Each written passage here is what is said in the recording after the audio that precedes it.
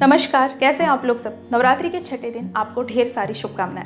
आज हम बात करेंगे, जी हाँ, पहले आज के ज़माने की बात करते हैं। आज के ज़माने में lots of ladies are working और वो पुरुषों से कंधा मिलाकर काम कर रही है। लेकिन वो जहाँ काम कर रही है, वो ऑर्गेनाइजेशन, वो ऑफिस, वो वर्क प्लेस, क्या उनके लिए सेफ है? कितनी सारे न जाने औरतें हैं जिनको ये सब कुछ सामना करना पड़ता है, कुछ प्रॉब्लम्स का, कुछ डिस्क्रिमिनेशन का and even the sexual harassment. फिर अगर आपके साथ ये सब कुछ होता है, इसके बाद आप कहाँ जाओगे? क्या आपको अपने राइट्स पता है? क्या आपको पता है भारत में ऐसे लॉज बनाए गए हैं जो discrimination and specially harassment at work place, sexual harassment at work place के लिए बनाए गए हैं? विशाखा गाइडलाइंस। विशाखा गाइडलाइंस के बारे में आपने सुना है? अगर नहीं तो आज के वीडियो में आपको मैं बताऊंगी। So what are the 2 laws which are for protecting the women against sexual harassment at work place. आप एक नया ऑर्गेनाइजेशन ज्वाइन करते हो, आप कोई ऑफिस ज्वाइन करते हो, वो ऑफिस, वो जॉब आपको अपनी कैपेबिलिटी पे मिलता है, आपको अपने एजुकेशन पे मिलता है, ना कि आपके औरत होने पर और ना कि आपके सुंदर होने पर। तो आपकी इंटेलिजेंस और आपके स्किल की वजह से आपको वो जॉब मिलता है और आपको डिग्निफाइड ट्रीटमेंट मिलना वर्क प्लेस पे बहुत इंपॉर्टेंट है। Now what are the Vishakha guidelines? पहले जान लेते हैं एक केस के बारे में जिसके बाद ये विशाखा गाइडलाइंस फॉर्मुलेट की गई। तो ये केस है राजस्थान की। राजस्थान में भवरी देवी नाम की एक सोशल एक्टिविस्ट थी। पॉटर फैमिली से थी, गरीब फैमिली से थी, लेकिन she was working on the grass root levels and was working under the, जैसे हमारे आंगनवाड़ी के जो रहते हैं, जो वॉलंटियर्स रहते हैं, वैसे एक साथिन की तरह वो काम करती थी। और ये बात है कुछ 1992 की।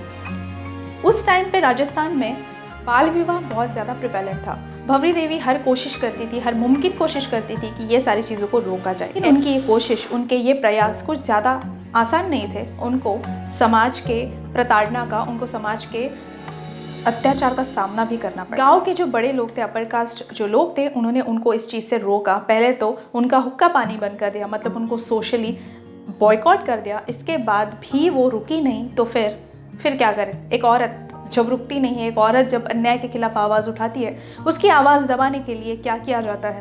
वही हुआ उनके साथ। गांव के लैंडलॉर्ड्स ने मिलकर उनके साथ गैंग रेप किया, न जाने कितनी बार किया। और ये सिर्फ इसके लिए था कि वो एक औरत है और ये सारी चीज़ें वो रोक नहीं सकती, तो फिर अपनी मर्दाना ताकत उनको दिखानी थी और फिर उसके साथ ये सारी चीज़ें हुई। वो वहाँ पे रुके नहीं, उसके खिलाफ भी उन्होंने आवाज़ उठाई और उनके साथ एक NGO भी आई। उस NGO का नाम था विशाखा, जिसके नाम से ये गाइडलाइंस है। तो फिर पब्लिक इंटरेस्ट लिटिगेशन फाइल किया गया। सुप्रीम कोर्ट ने भी इसमें दखल देकर एक गाइडलाइंस इशू की कि विमेन एट वर्क प्लेस, उनके साथ में सेक्सुअल हरेसमेंट नहीं होना चाहिए। इसके लिए that is called as, the case is called as Vishakha and others versus the state of Rajasthan and 1997 में विशाखा गाइडलाइंस आई। इसके बाद आगे जाके 2012 का जो केस था, जो एक भयानक हादसा था, निर्भया केस, उससे पूरा देश नहीं पूरी दुनिया दहल गई थी इस चीज़ से। लेकिन इसके साथ साथ ही न जाने कितने सारे विमेन के साथ में वर्क प्लेस पे ये चीज़ें होती जा रही थी, आए दिन होती है, आज भी होती है। इसके लिए 2013 में पॉश एक्ट आया। ये पॉश एक्ट भी है, आप देख सकते हैं स्क्रीन पे, what is this posh act, which is specially meant for the protection of women against sexual harassment at the workplace. So according to this act, what is called as sexual harassment? As you can see on the screen, any type of sexual advances, asking for sexual favors, passing sexually colored remarks, showing pornographic content, and then any kind of lewd remarks or suggestive remarks, verbal or non-verbal, can be included in the sexual harassment. सो ये sexual harassment सिर्फ government officers के लिए limited नहीं है। ये sexual harassment का act है government, public, private and also domestic help या फिर अनऑर्गेनाइज जो सेक्टर रहेगा, वहाँ की लेडी भी इसके खिलाफ कंप्लेंट कर सकती है। Now there are so many obligations which are laid upon the organisations of employer के ऊपर भी बहुत सारे ऑब्लिगेशंस है। उनको ऐसा एनवायरनमेंट बनाना चाहिए कि जो सेक्सुअल हरेसमेंट फ्री हो, जहाँ पे मोडेस्टी ऑफ वुमेन रिस्पेक्ट की जाती है और उनके ऑर्गेनाइजेशन में ऐसी कोई केस अगर हो तो उसको आवाज़ उठाने का चांस मिले।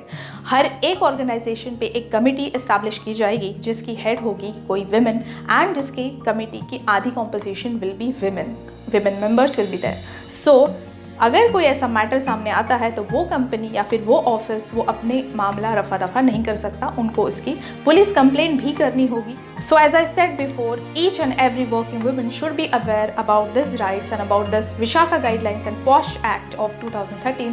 Let's make the workplaces discrimination free and a safe place to breathe for each and every lady, each and every woman. Okay? अब आपको क्या करना है, अब आपको सब्सक्राइब करना है। चैनल में नए हो तो सब्सक्राइब करो, अगर सब्सक्राइबर हो तो बहुत शुक्रिया, और चैनल को नहीं, वीडियो को लाइक करते हैं, वीडियो को लाइक करो, शेयर करो, ठीक है। सब्सक्राइबर बढ़ाओ, सपोर्ट बढ़ाओ। I need your support to spread this message, ठीक है। Spread the good knowledge. Till then, bye bye, enjoy and stay safe and stay alert. Okay, thank you.